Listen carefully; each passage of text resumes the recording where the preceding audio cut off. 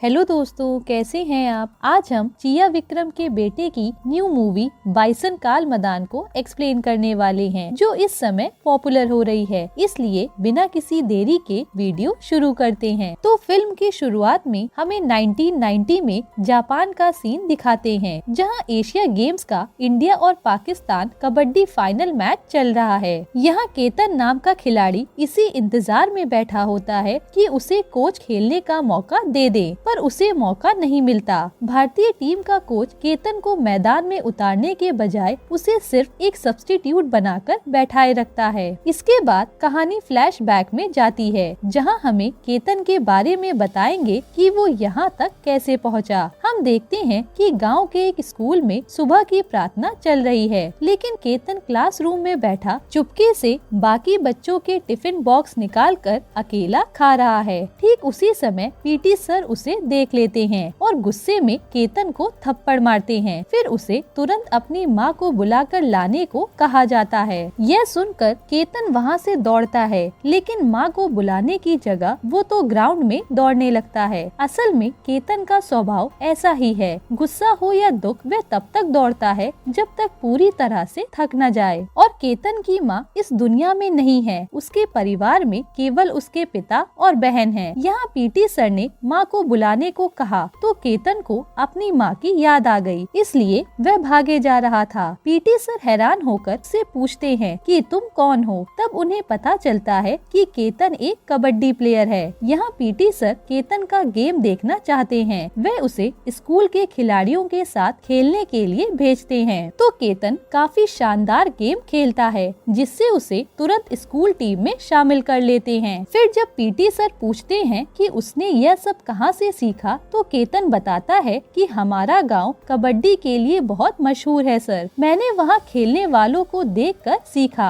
वह आगे बताता है कि उसके गांव में सुंदर नाम का एक शानदार खिलाड़ी है, जो टीम का कप्तान है, लेकिन उसके पिता और सुंदर के बीच बिल्कुल नहीं बनती, इसलिए सुंदर केतन को गाँव के मैच में खेलने नहीं देता। यही वजह है कि केतन पहले खेलता नहीं था। अब पीटी सर केतन के टैलेंट से प्रभावित होकर उसे खाना खिलाने के लिए एक होटल ले जाते हैं। वहाँ सामने बैठे पीटी सर के गांव के कुछ लोग केतन के बारे में पूछने लगते हैं कि यह किस जाति का लड़का है। इस पर पीटी सर को गुस्सा आ जाता है और वह उन्हें बुरी तरह डांटते हैं। तभी वहाँ पांडिय राजन यानी पांडी की एंट्री होती है। वह उन्हीं लोगों से भिड़ने आया है जो पीटी सर से बात कर रहे थे। जब पांडी अपनी दरांती के साथ एंट्री करता है तो वे लोग डर के मारे कांपने लगते हैं। पांडी गुस्से में उन दोनों को बुरी तरह काट कर मार डालता है। मारे गए ये लोग कंदासामी के गांव के थे, जो पांडी के दुश्मन हैं। असल में कंदासामी के गांव और पांडी के गांव के बीच बिल्कुल नहीं बनती। कंदासामी अपने गांव का एक बड़ा आदमी है और उसकी जाति बड़ी होने के कारण वह जो कहता है वही होता है। ये लोग अक्सर नीची जाति के लोगों को दबा कर रखते हैं। सबसे पहले कंदासामी के खिलाफ आवाज उठाने वाला पांडी ही था। जब भी गांव के लोगों को कोई समस्या होती तो पांडी सबसे आगे खड़ा होता था। एक बार जब कंदासामी का भाई सारे बिजनेस को लीज पर ले रहा था तो पांडी ने इसका विरोध किया, जिससे दोनों में भयंकर लड़ाई हुई। उसी लड़ाई में पांडी ने कंदासामी के भाई को मार डाला था।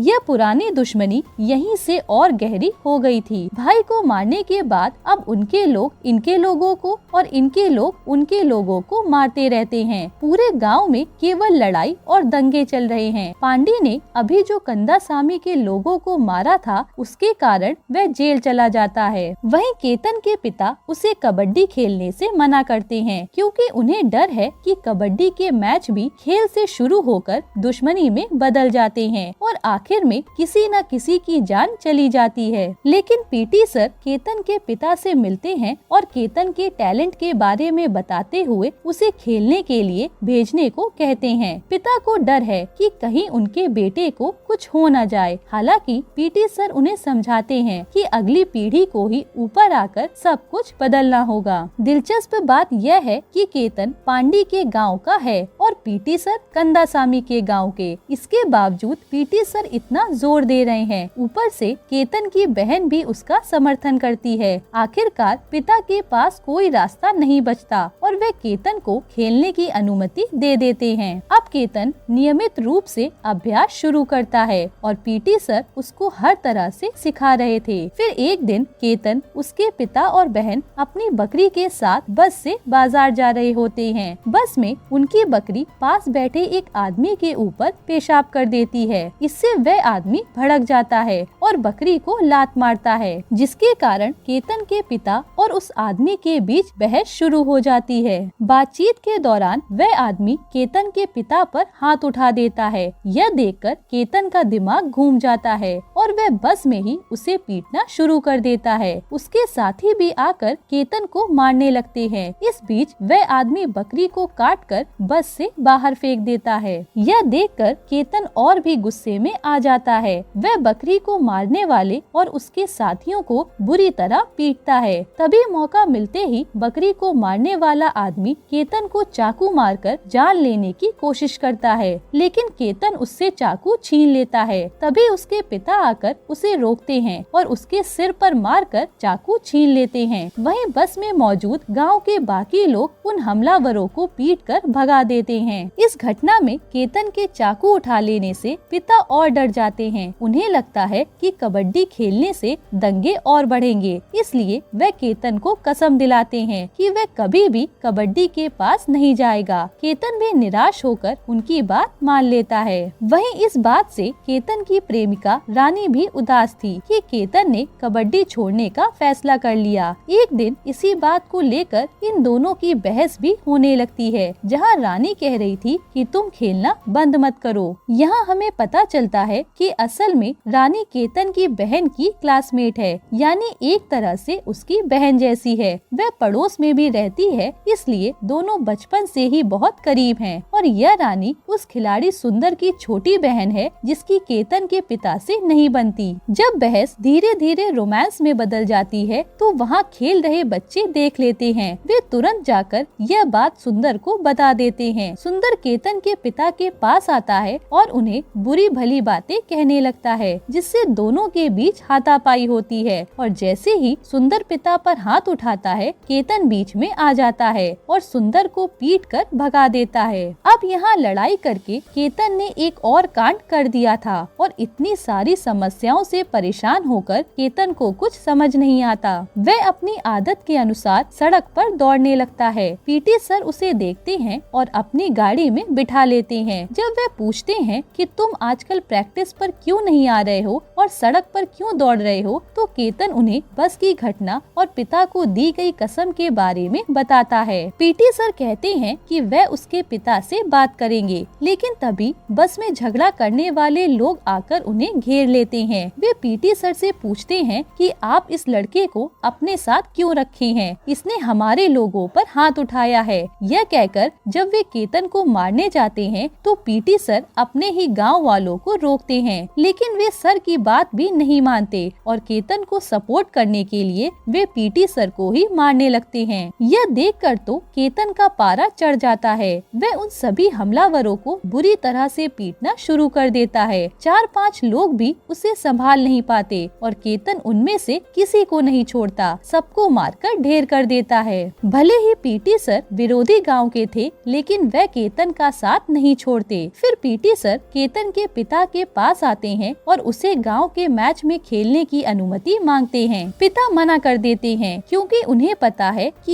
यह खेल अंत में झगड़े में ही खत्म होगा। हालांकि पीटी सर उन्हें समझाते हैं कि एक बार आप अपने बेटे को खेलते हुए देख लीजिए, फिर फैसला कीजिएगा। तब पिता अच्छी तरह सोचते हैं और इस शर्त पर मान जाते हैं कि अगर वह एक अच्छी कंडीशन में घर आता है तो ठीक है। जिसके बाद केतन का नाम एक मैच के लिए दिया जाता है, लेकिन सुंदर जो उन्हीं के गांव का है वह उसका नाम हटा देता है। लेकिन पिता हार नहीं मानते और किसी तरह झगड़ा करके केतन का नाम टीम में डलवा देते हैं। सुंदर को लगता है कि केतन को खेलना नहीं आता, क्योंकि उसने उसे कभी खेलने नहीं दिया, लेकिन केतन बेहतरीन खेल दिखाता है। पूरा गांव उसके खेल को देखकर हैरान था। यह देखकर पिता को बहुत गर्व होता है, लेकिन सुंदर को जलन हो रही थी। यहाँ केतन के शानदार खेल के कारण उसका नाम गांव की टीम में शामिल कर लिया जाता है और यह केतन के जीवन का पहला टर्निंग पॉइंट होता है। अब वह न केवल अपने गांव में बल्कि आसपास के गांव में भी मैच खेलने जाता है, यह सोचकर कि रास्ते में कोई समस्या ना हो, इसलिए पिता हमेशा उसके साथ जाते हैं। एक तरफ सब ठीक चल रहा होता है, तभी पांडी जेल से रिहा होता है। यह जानकर रास्ते में ही कंदासामी के लोग उस पर हमला करने का प्लान बना लेते हैं। पांडी की कार पर बम फेंका जाता है और कार पुल से नीचे गिर जाती है। फिर वे लोग कार पर और बम फेंककर सबको मार डालते हैं। जब यह खबर पांडी के गांव वालों को पता चलती है तो पूरे गांव में दंगे भड़क उठते हैं। जिस दिन यह घटना हुई उस दिन पांडी के नेतृत्व में होने वाला कबड्डी मैच रद्द हो जाता है। ग्राउंड पर भी दंगे हो रहे होते हैं। यह सोचकर कि अगर वे यहाँ रहे तो दंगे में फंस जाएंगे, पिता केतन को लेकर निकल पड़ते हैं। तब रास्ते में बस में झगड़ा करने वाले लोग उन्हें फिर रोक लेते हैं। वे 7-8 से ज्यादा लोग थे।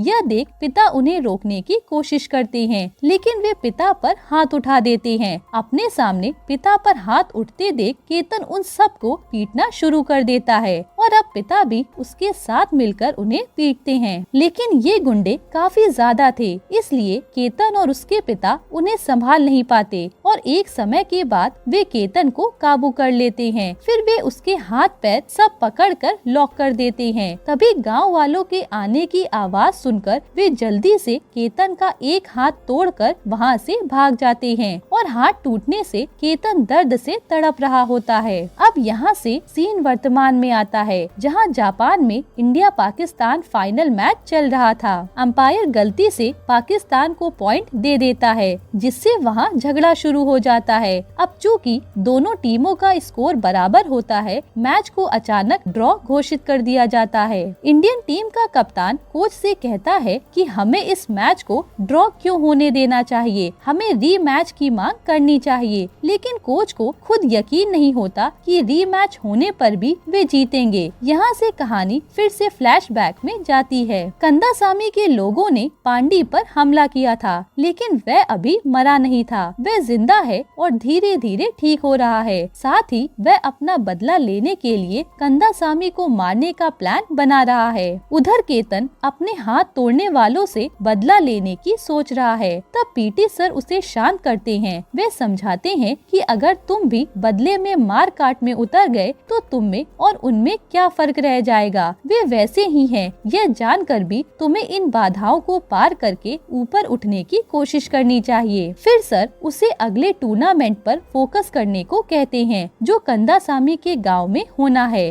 अब केतन टूटे हुए हाथ के साथ उस मैच को खेलता है और वह एक हाथ से ही रेड मारता है। उसके खेल को देखकर पूरा गांव हैरान हो जाता है और कंदासामी भी उसका खेल देखकर काफी खुश होता है। लेकिन उसके साथ का एक चमचा कंदासामी से कहता है कि यह केतन हमारे गांव का नहीं है। इस तरह से वह उसे भड़का देता है। खैर फिर फाइनल रेड में केतन अंदर आता है और अपनी टीम को वह मैच जिता देता है, जिसके बाद अपने गांव में आकर केतन को कंदासामी खड़े होकर तालियों के साथ बधाई देता है। वही मैच खत्म होने के तुरंत बाद कंदासामी सीधे केतन के पास आता है और उसकी तारीफ करके चला जाता है। कंदासामी असल में कबड्डी का एक बहुत बड़ा प्रशंसक है, इसलिए वह खिलाड़ियों का इतना सम्मान करता है। वहीं वह केतन के खेल से प्रभावित होकर उसे अपनी टीम के लिए खेलने के लिए कहता है। तब कंदासामी के ऐसा कहने पर केतन के पिता खुश और हैरान होते हैं, लेकिन उन्हें डर भी लगता है। उन्हें पता है कि दोनों गांवों के बीच दुश्मनी है और अगर उनका बेटा उनकी टीम के लिए खेलेगा तो कई समस्याएं आएंगी। हालांकि कंदासामी उन्हें भरोसा दिलाता है कि आपके बेटे को कुछ नहीं होगा, मुझ पर विश्वास करके भेजिए। तब पिता के पास कोई और रास्ता नहीं होता और वे मान जाते हैं। फिर वहाँ से केतन कंदासामी के क्लब के लिए खेलना शुरू करता है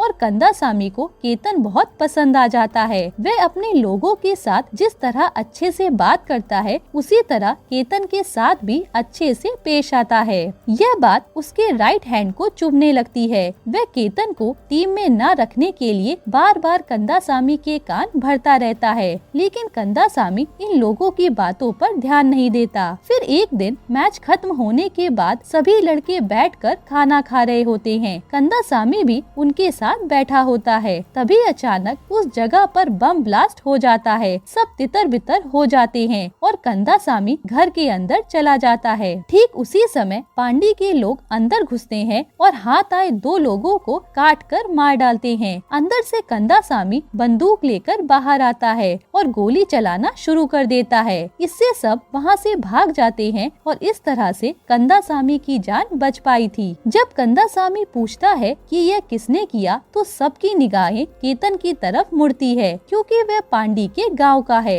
यह देखकर केतन के होश उड़ जाते हैं, क्योंकि उसका तो इन सब में कुछ लेना देना ही नहीं था। वही कंदासामी उसकी मनोदशा को समझ जाता है। वह केतन से कहता है कि तुम यहाँ से चले जाओ, जब तक मैं न बुलाऊं तब तक इस तरफ मत आना। लेकिन एक पल में ही केतन को गद्दार की तरह देखे जाने से केतन का दिल टूट जाता है। वह सोचता है कि ऐसे लोगों के साथ खेलने से बेहतर है कि वह कबड्डी ही छोड़ दे, जिसे वह अपनी जान से ज्यादा प्यार करता है। फिर कुछ दिन बाद जब माहौल शांत हो जाता है, केतन कंदासामी के पास आकर यह बात कहता है। तब कंदासामी उसे अपनी परिस्थितियाँ समझाता है। वह कहता है कि मैं जाति देखकर दोस्ती करने वाला नहीं हूँ। अगर ऐसा होता तो तुम्हें अपनी टीम में ही नहीं लेता। हमें अपनी प्रतिष्ठा और सम्मान बनाए रखने के लिए कुछ चीजें करनी पड़ती हैं। वे कभी कभी गलत हो जाती हैं, लेकिन मैं उन्हें टाल नहीं पाता। कुछ चीजें ऐसी हैं जिन्हें मैं चाह कर भी नहीं बदल सकता। वह समझाता है, लेकिन तुम किसी भी समस्या की वजह से कबड्डी मत छोड़ो। मैंने तुम्हारे बारे में एक बड़े क्लब में बात की है, तुम वहाँ जाकर शामिल हो जाओ। फिर कंदासामी उसे भेजते हुए कहता है, अगर तुम कहीं जाकर बड़ी जीत हासिल कर लोगे तो मेरे लिए वही काफी होगा। अब कंदासामी की इतनी बातों से केतन मान जाता है और बताए गए बड़े क्लब में शामिल होता है। फिर उसे वहाँ अच्छी पहचान मिलती है और केतन अगले स्टेट लेवल मैच के लिए दिन रात एक कर देता है। हम देखते हैं कि केतन बहुत मेहनत कर रहा है, तो कोच आकर बताते हैं कि स्टेट प्लेयर सिलेक्शन लिस्ट में उसका नाम नहीं है, जो जानकर उसके होश उड़ जाते हैं। फिर जब वह यह बात पिता को बताता है तो पिता उसे दिलासा देते हैं कि हमें तो संघर्ष करके ही ऊपर उठना है और खुद को साबित करना है। तुम इसके बारे में मत सोचो, बस पूरी ताकत से खेलो। फिर अगले दिन सिलेक्शन मैच शुरू होता है। पिता की बात मानते हुए केतन मैच में पूरा जोर लगा देता है। उसका खेल देखकर कमेटी के अध्यक्ष भी हैरान हो जाते हैं और उन्हें केतन बहुत पसंद आता है। फिर तैयार की गई लिस्ट को नजरअंदाज करते हुए केतन का नाम उसमें शामिल कर दिया जाता है और फाइनली काफी मेहनत के बाद वह सेलेक्ट हो जाता है। फिर जब वह यहाँ सेलेक्ट होकर नेशनल लेवल प्लेयर के सिलेक्शन के लिए जा रहा होता है, तभी खबर आती है कि रानी के भाई ने उसकी शादी तय कर दी है। तब गांव में केतन के पिता और बाकी लोग जाकर लड़की वालों से बात करते हैं, लेकिन रानी का भाई मानने को तैयार नहीं होता और वह रानी की मर्जी के बिना भी उसकी शादी करवा रहा था। फिर शादी में पांडी भी दूल्हा दुल्हन को आशीर्वाद देने आता है। ठीक जब पांडी दूल्हे को मंगलसूत्र देने वाला होता है तो रानी की भाभी सब कुछ बता देती है कि लड़की की इस शादी में मर्जी नहीं है। तब पांडी रानी के भाई से पूछता है कि तुम जबरदस्ती ये शादी क्यों करवा रहे हो, तो वह अकड़ कर कहता है कि केतन एक भिखारी लड़का है, मैं अपनी बहन को ऐसे लड़के को नहीं दे सकता। यह सुनकर पांडी को गुस्सा आ जाता है। वह कहता है कि वह यहाँ से जाकर इतना बड़ा खिलाड़ी बन गया है, वह हमारे पूरे गांव का नाम रोशन करने जा रहा है,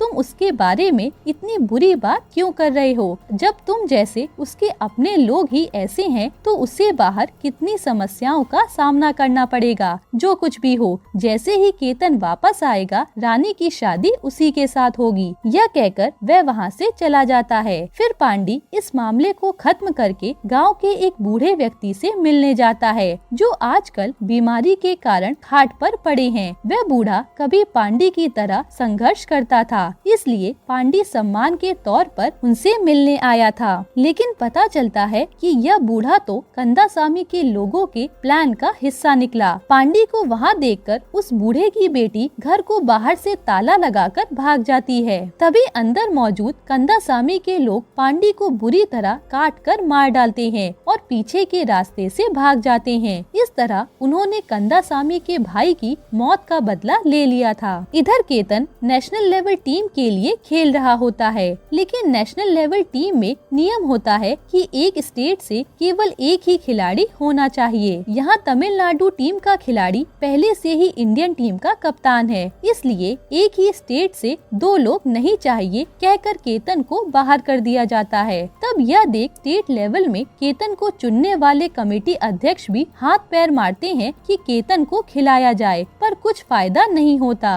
वहीं नेशनल टीम में सिलेक्शन न होने के कारण केतन बिना किसी को बताए वहां से निकल जाता है। उसे पता नहीं होता कि यहाँ पांडी मर चुका है और दंगे हो रहे हैं, इसलिए वह सीधे गांव आ जाता है। फिर जब वह नेशनल टीम में सिलेक्शन न होने के दुख में डूबा हुआ होता है, तभी कमेटी अध्यक्ष का फोन आता है। वह बताते हैं कि काफी संघर्ष के बाद ऊपर के अधिकारियों से लड़कर उसका नाम टीम में जोड़ दिया गया है। यह सुनकर वह खुश हो जाता है। वह यह भी बताते हैं कि उसे तुरंत चेन्नई के लिए निकलना होगा, क्योंकि कल जापान में होने वाले एशिया गेम्स के लिए टीम रवाना होगी। अब यहाँ गांव में दंगे हो रहे हैं, लेकिन केतन इस मौके को छोड़ना नहीं चाहता। तब केतन के पिता तुरंत उसके कपड़े, पासपोर्ट सब पैक करना शुरू कर देते हैं। फिर जब वे चेन्नई के लिए निकल रहे होते हैं, तो गांव के दंगों को रोकने के लिए पुलिस की एक बड़ी टुकड़ी आती है और पुलिस एक बड़ा कदम उठाती है।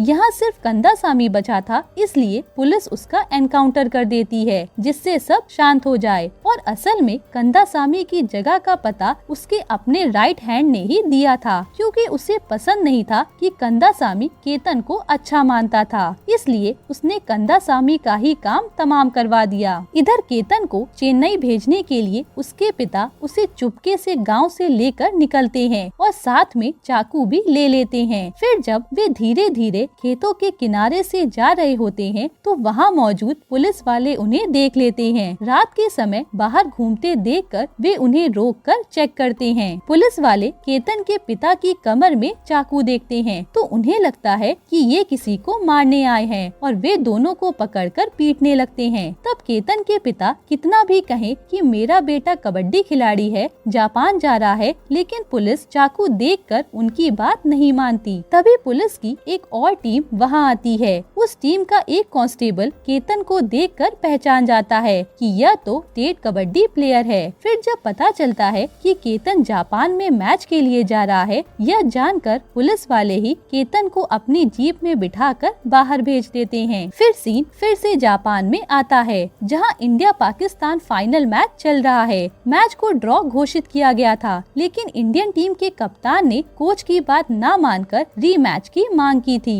तब हम देखते हैं कि फाइनल मैच में समय खत्म होने वाला है और पाकिस्तान 3 पॉइंट से आगे है। सबसे बड़ी बात, केतन और कप्तान दोनों आउट होकर बाहर बैठे हैं। तभी इंडियन टीम को एक पॉइंट मिलता है। कप्तान खुद अंदर जाने के बजाय केतन को अंदर भेजता है। अब समय खत्म होने वाला था और भारत को एक ही रेड में 3 पॉइंट चाहिए थे, तो केतन किसी तरह 3 पॉइंट्स ले आता है और इस तरह से इंडिया ये मैच जीत जाता है। जो देख कोच भी हैरान थे, क्योंकि उन्होंने केतन को चांस दिया ही नहीं था। इस जीत को टीवी पर लाइव देख रहे केतन के गांव वाले जोरदार जश्न मनाना शुरू कर देते हैं। वहीं केतन के पिता, बहन, रानी सबको बहुत गर्व महसूस होता है। यहाँ तक कि रानी के भाई की आंखों में भी खुशी के आंसू आ जाते हैं। यहीं पर यह मूवी खत्म होती है। दोस्तों, आपको ये मूवी कैसी लगी कमेंट में बताना और ऐसी ही नई मूवीज के लिए चैनल को सब्सक्राइब कर लेना।